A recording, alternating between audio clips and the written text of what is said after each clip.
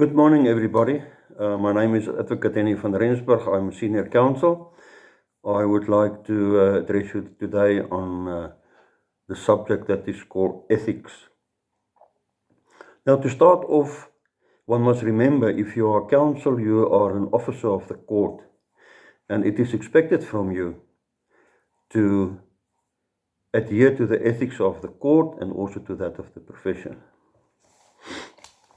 When you were admitted, in your application, you deposed to an affidavit indicating that you are a fit and proper person to be admitted as an advocate. That is not just a likely allegation that you are making, because being a fit and proper person means that you must uphold the values of the Constitution without fear and favor, which means that in cases you are going to be put in a position where it is going to be difficult for you to either accept a brief or to present your case to court, because there might be some information that your client is going to disclose to you, which is going to put you in a little bit of a predicament to make a value assessment of the case that you are supposed to present to court. Now, I can put it to you that in my own experience, I have been approached by clients in the past where they were not abiding the law. And in doing so, I was expected to formulate some kind of a defense or an alibi or a reason, whatever, to try to get those clients off the hook. Now, when I was admitted as an advocate, I took an oath to be an advocate and to uphold the Constitution of South Africa and also to be faithful to the Republic of South Africa. Now, my own personal view at that stage was that I did not accept those briefs. Because how can you defend somebody who has admitted to a crime in criminal law, and now you must play that kind of a technical role to see whether you can get your client off the hook or not guilty? I think one should live with your conscience in that regard. For instance, I had a matter in Klerksdorp where my client literally took his girlfriend and put her through a meat saw. She was cut into pieces. They found the body inside the freezer in his house. And my client indicated to me, said, I wasn't there when this happened. But the other evidence, which was then presented by the forensic laboratory and the specialist, indicated that he was the only person staying there for at least a week prior to the murder and thereafter. Now, how can I defend somebody? In that case, I handed over the brief. I didn't do it. I was involved in a fraud case where my client's version was that he did not commit the fraud, but all the evidence was against him. I didn't take on the brief. You must remember that when you are acting as counsel, you are expecting your clients and the people around you to treat you with respect. You are also supposed to treat your clients and especially the court with respect. Don't be disrespectful towards the court. It's not a you and him and her and they type of environment that you are working in. You must respect the judge, and if you don't respect the judge, then at least respect the profession that we are in as legal professionals, whether you are counsel, whether you are a judge, whether you are a commissioner, whether you are a chairperson of an inquiry. You are supposed to address the court by addressing the court in my lady and my lord. I know sometimes people, when you appear a lot in the magistrate's court, you tend to call the judge on the bench worship. That's not a problem. Some judges will take exception to that. Some judges will just say, counsel, in this court you address me as my lord or my lady. There's nothing wrong with it, but please make a note thereof. When you address the court, you must be respectful. I know some judges sometimes get very harsh on you. And sometimes counsel also gets irritated and annoyed with judges. It happens to me as well. I stood there before one judge. He was a criminal judge, and I had an administrative case before him. So he was appointed on the civil role. It took me about a day just to explain the Promotion of Access to Information Act to him. I got so annoyed and I got so irritated, but I just had to keep my cool in addressing the judge. And at some stage the afternoon he said to me, Mr. Van Rensburg, now I've learned something from you today. I just laughed and said, yes, my lord, as it pleases the court. So some things like that happen. You will experience it. When you go into court, please be dressed properly. You know, you see funny things there. You see counsel with white shirts or pink shirts with those white beffies. Their gowns is just hanging like a bat skew. He's got all kinds of colors of pants on and the latest Kardashian shoes or whatever you want to call it. Please be dressed properly. You are supposed to be dressed in dark colors. Either a very dark grey pants or black pants that fit your gown and the dress you are wearing. You must have a look at the ladies. They are normally the best dressed because they are showing off towards the men and also towards the counter female counsel in court. Just have a look there. And please just be dressed properly. You know, let everything hang straight. Don't look like a bat from hell. That most famous song from Meatloaf, you know. They come in there. You're also supposed, if your gown is in court and the judge has already entered the court, you're supposed to pick up your gown, go outside, get dressed, come back, bow, and then move in. Some judges are very strict on that. So please be aware of that. In opposed motion court and criminal trials, you will have an opponent, somebody who's going to appear against you. If you don't know who it is, you can wait until your matter is called and you can see who it is. But if you know prior to your matter being called or prior to being engaged with the court, go to their counsel and say, good morning, I'm Annie van Rensburg, I'm representing the applicant or the respondent in criminal trials. You will know who the prosecutor is. Just go and introduce yourself. You know, it's sort of just break the ice.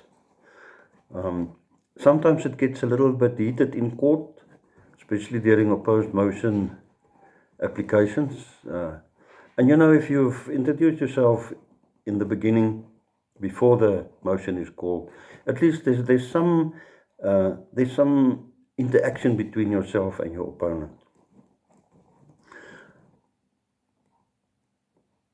I just want to come back to your appearance in court.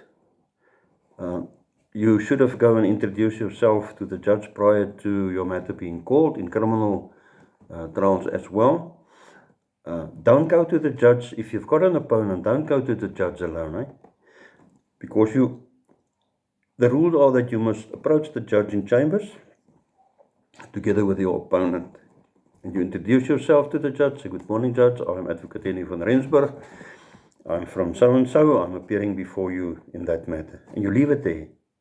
Don't engage with the judge in telling him, I'm here for this opposed motion, you know, and my client has deposed to an affidavit, and the respondents' affidavits are not in place, and they don't know what the law is like. Their witnesses didn't depose properly to an affidavit. The affidavits haven't been commissioned properly. That's got nothing to do with the judge at that stage. Don't get engaged there. If you have followed the recent developments in the Western Cape regarding some senior judges there and the complaints at the Judicial Service Commission, and you've read it, you might realize what I'm telling you about. I'm not going to go further into that detail.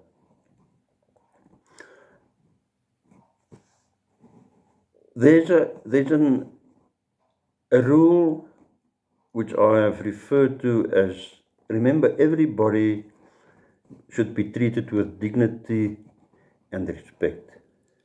whether you like them or you don't like them. You're in court, so the court is the neutral playing field for this whole game that's going to take place. It's like in the Roman times when the Roman people had those big horse racing carts in Rome, Chariots of Fire and all those games that they played. So you are in a neutral environment where the best person will survive. When you accept the brief, you must understand that you've got the responsibility to carry out that brief, which means that you must consult with your client and you must prepare for your case and you must present your case in court. There's a phrase that is called double briefing. Beware of that. In other words, you say, I'm going to appear in the Gauteng High Court on the 23rd of January 2020, for instance, and you accept 3-4 briefs. Some of them are 2 opposed motion court briefs, and you've got 2 unopposed motion court briefs. You're going to burn your fingers. You are only supposed to take on 1 brief per day.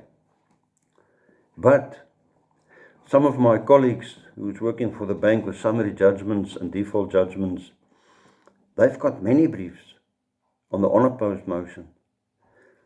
And they have mastered the art to do those briefs in one day. Sometimes 7, 8, 15 briefs a day.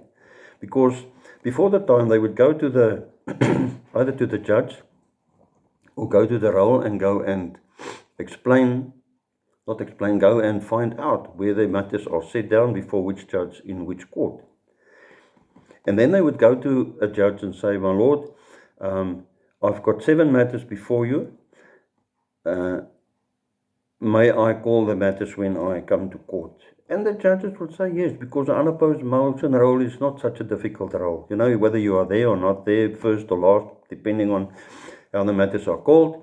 So they rush off to the one court, they call their 7 matters there, and they rush off to the second court, they call their 7 matters there, and they proceed. But that is not the ideal situation. I don't do it. If you cannot continue with a brief, you must hand it back to your attorney as soon as possible. Don't hand it back on the afternoon prior to the matter being heard tomorrow morning in court. That is not ethical. Don't sit on a brief like a hen on eggs and see whether it's going to hatch or it's not going to hatch. Sometimes you fall ill. If that is the case, please inform the attorney and get rid of the brief. I fell from a ladder about a week before my matter was supposed to be heard in court. I couldn't be there. So I phoned my attorney and said, listen, I fell from a ladder, I broke my arm, I'm not able to take on this brief anymore, so that an alternative counsel can be appointed. Don't sit on it and cook like, pots boiling and you hope that something is going to happen. But be careful for double briefs. Be careful to put your finger in the till. Meaning, don't get involved in matters where you become a witness in your own case. An advocate is not a commissioner of oath. So stay away from commissioning any document anywhere for anybody. You are not a commissioner of oath. If you want to put your signature on a affidavit, you're going to burn your fingers because you become what is called a witness in your own case. If you are implicated in a matter, stay away. Don't take on that brief because you're becoming a witness in your own case. I've got a matter for a rescission of a default judgment where we are the applicant, we've applied for the rescission of the default judgment. And guess who's my opponent? The counsel who obtained the default judgment in chambers from a judge. So I'm eagerly awaiting the outcome of that application, because what happens now is because of counsel who got the order, the default judgment in chambers of the judge, I'm going to ask her. She must explain to the court how and why she got hold of the file, and why she went to the judge in chambers, and why she got the default judgment in our absence. So she's going to present the case on behalf of the respondent, which is the bank, and she's going to become a witness in her own case. Now, how now? I'm coming back to the issue of addressing the court. Be respectful. I know sometimes you are boiling, as I've indicated this judge with the Promotion of Access to Information Act. You must just keep your cool. Don't lose it. Be respectful. Yes, my lord. No, my lord. As it pleases the court. And sometimes you are really, really going to be pushed to the limits. But don't lose your cool. Don't attack the judge. I've seen it in many instances where counsel would address the judge, and as soon as the judge started asking questions about his case, counsel would go on the offensive. But my lord, if you had a look at page number 40 on such and such and such and such. No, it's not going to work. You should rather say, yes, my lord. May I respectfully refer your lordship to page number 40. Have a look at paragraph number 10. There the deponent or the applicant or the respondent testified, or in the affidavit state the following 1, 2, 3. The judge will come and say, yes, Mr. van Rensburg, but in your heads of arguments, don't tell your judge, you cannot read the stuff. Why must I find out? Why must I explain to you what's going on? Can't you read it? That's not the way. I will tell you another story. I appeared in the magistrate's court before a magistrate. That was at the time when I broke my arm. So I was up in plaster of Paris from my shoulder down to my wrist here. And it was quite sore, and it was irritating, and I was annoyed. And the magistrate kept on asking me questions, and he kept on asking me questions. And now you must imagine me standing there with my hand in plaster of Paris, and I cannot move. All that I can do is this. And I was indicating to him, but Worship, it's on the file, it's on the file, it's on the file, you know. Because at some stage, I just realized, I don't know whether the magistrate read the papers or whether he was just trying to see what reaction. At some stage, he said to me, don't point at me. I said, Worship, with all due respect, my arm is in plaster of Paris. The only way I can move it is like this. I'm not disrespectful, but I'm trying to indicate to you, Worship, that it's on the file. And then I got all of my documents and I said, Worship, can I refer you to page 30? And he was just smiling. Coming back to the attack of the judges, I appeared before a judge in Pretoria, very notorious guy. And every time that I spoke to him, he said, I've heard it, I've heard it, I've heard it. Now, you are trying to put your case before the judge. And I took my pen and I was sticking on the bench like this, just to calm myself, tock, tock, tock, tock, tock. And I was keeping quiet for maybe 10, 15 seconds. And I looked up and the judge was looking at me. And I said, my lord, I want to refer your lordship to page, let's say 25, paragraph 15. He said, why? I said, my lord, I just want to explain something to you with due respect. So we went to page 25, open it, paragraph 10. And there was exactly the argument that I was trying to put before him for about 10 minutes, of which he said, I heard you. I said, my lord, may I refer you to paragraph 10? And I started to read it. And it was exactly what I was trying to put forward to the court. And after I read the paragraph and I looked up, the judge was just smiling at me. He said, Mr. van Rensburg, you got what you wanted. And I immediately realized what he was saying to me. I said, yes, my lord. And you know what the outcome was? We got the judgment in our favor. So there's many ways to kill a cat, as they say. If you can't go straight, go around a corner, but you just take it on a subtle way and you come back to the same point without irritating or agitating the court. In many cases, you can sit in the unopposed motion court and the matter will be called and the judge will ask counsel a question. And then, especially, and with due respect towards my juniors, they will go into a giggle frenzy or laughing frenzy. That's not appropriate. You're not going to convince the court by giggling and laughing or making a joke. There's time for that. Don't make a mistake. But you are not going to convince the court of your case. So it's either a sign of being nervous. And there are some judges who has really gone to a great extent to calm those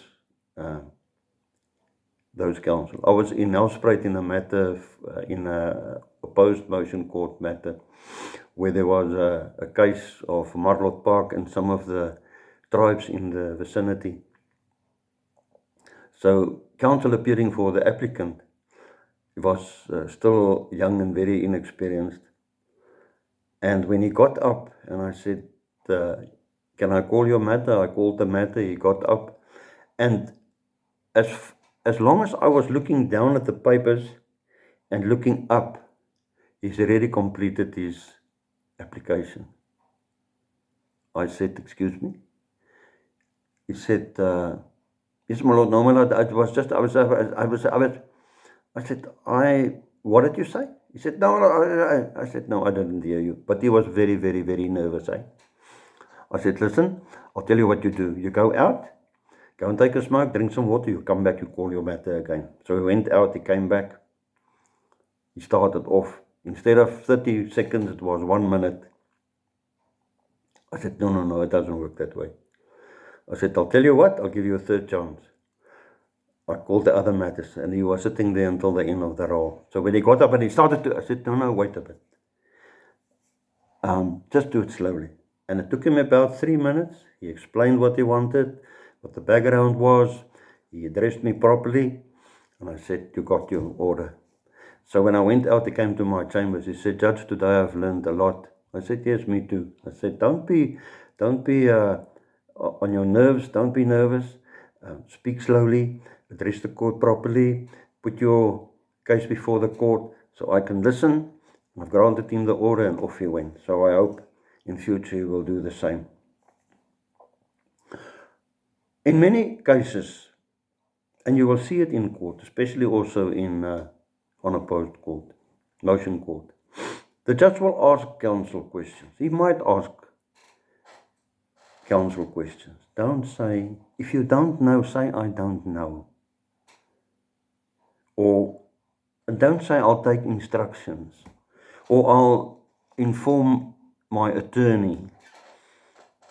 That's not the way to do it. If you don't know, tell the judge, I don't know, judge. And the judge will assist you. Many years ago, I was before a judge in Pretoria on a criminal appeal. And during this case, my client had a semi-automatic weapon. And the judge asked me, do you know what the Act says about semi-automatic weapons? Because it related to the sentence being imposed by the court of quo, and I wanted a lesser sentence to be imposed. I said, I don't know, my lord. He said, I'll tell you what, I've still got 3 appeals before me. Go to the library, go and find out, you come back and you address me on that. So I went out, I went to the library. I got the Act, I got all the regulations regarding where a semi-automatic weapon fits in. I came back to court, I addressed the court properly, and my sentence was reduced. Not because it was an automatic weapon, because of the circumstances. But at least the judge gave me an opportunity because I was humble. I said, I don't know. There's nothing wrong. All of us don't know everything. But don't make a fool out of yourself. I've indicated to you earlier on, if you use those Latin phrases and you refer to case law, please make sure that you know what the phrase means, and secondly, that you've got the case law with you, because the judge is going to ask you questions. And then you're going to get annoyed, and the judge is going to get annoyed, and you're going to lose your temper, and the judge is going to ask you or tell you, I've heard it. Stay away from that. I'm coming back to approaching judges in chambers again. You are only supposed to go to a judge in chambers with your opponent, or if it is so urgent, the situation is so urgent that the urgency require you and authorize you to approach a judge in chambers. such as this Anton Piller applications, or for an urgent interdict, like where the father is standing with a child on Oliver Tambo Airport, ready to get into the plane to fly out, whether there's a huge electricity problem, the sewage is running into the dam, etc., etc. Life-threatening circumstances. You are not supposed to go to the judge in chambers prior to your hearing and inform him about your whole case. That doesn't work. There's another thing that is busy appearing, and that is that counsel take on briefs and you are not prepared. In other words, if you appear in court and the judge asks you questions, you don't know. That is why I come back to the principle of preparing, paginating, and presentation. Make sure that you know what is going on your file. What is also happening, and I'm going to tell you, I'm going to use an practical example. In Joburg, there was an application for the surrogate mothership.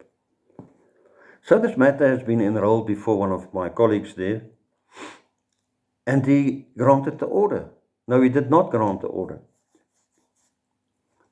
So the attorney go behind his back, he issue the same application with another case number, and somehow he got it enrolled for that same week before another judge. Now don't ask me how it worked. I don't know at the administrative rules of how that is possible. And the second judge granted the order. So while we were sitting during tea time, discussing, speaking about cases and whatever, this judge said, I had this application for surrogate mothership and I've granted it. And one of the judges who was dealing with the same matter a day or two before said, but wait a bit, how come? He said, no, the matter was before me. She said, but do you understand what the requirements for surrogate mothership is? He said, oh, well, the papers were on. No. Because if you want to go into granting an order for surrogate mothership, there's a lot of stuff that the access that you must do. It must be a proper, with all due respect, a proper woman. She must go for psychiatric evaluation. There's a medical checkup. There's a contract between the surrogate mother and the prospective parents, and a lot of other stuff. So the judge then found this attorney and says, hey, sir, I want to see you, and counsel. So when they got to him in chambers, he said, but what's going on here? Counsel said, I received instructions from my attorney. And the judge asked him, but didn't you check your file? Didn't you have a look at what the requirements are for the surrogate mothership? Counsel was red in his face.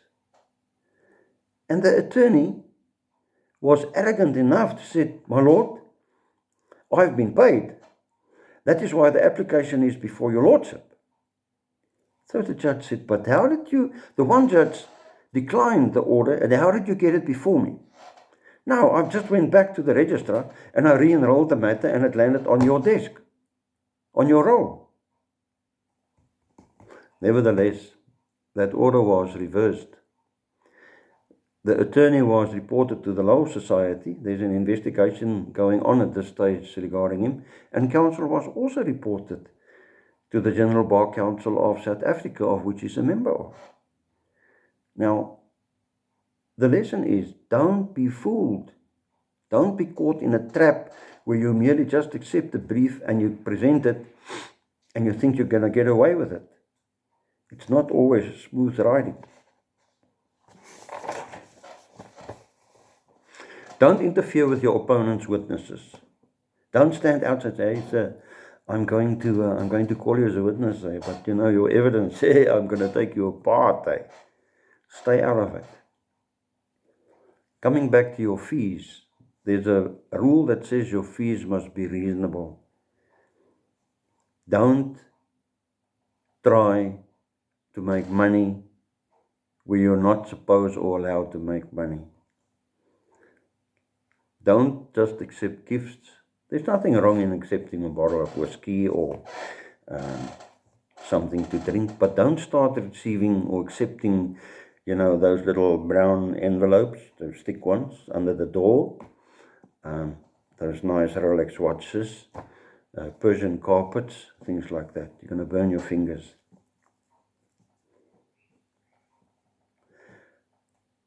The new Legal Practitioners Council has been put in place where the public and all bars can lay charges or complaints against counsel. And be sure of it. There's a number of those being processed at this stage.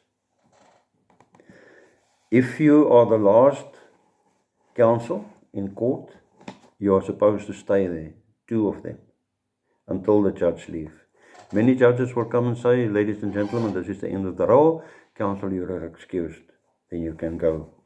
In the old days it was that you are sort of the protection to the judge and the court, because there were no security guards or security personnel employed in that environment. Remember to make sure that if your case is on the roll and ready for a hearing or ready to be argued, that it is properly paginated, indexed, and binded. And that you've got your case law with you, your heads of arguments are there, as well as your practice notes. Don't be fooled.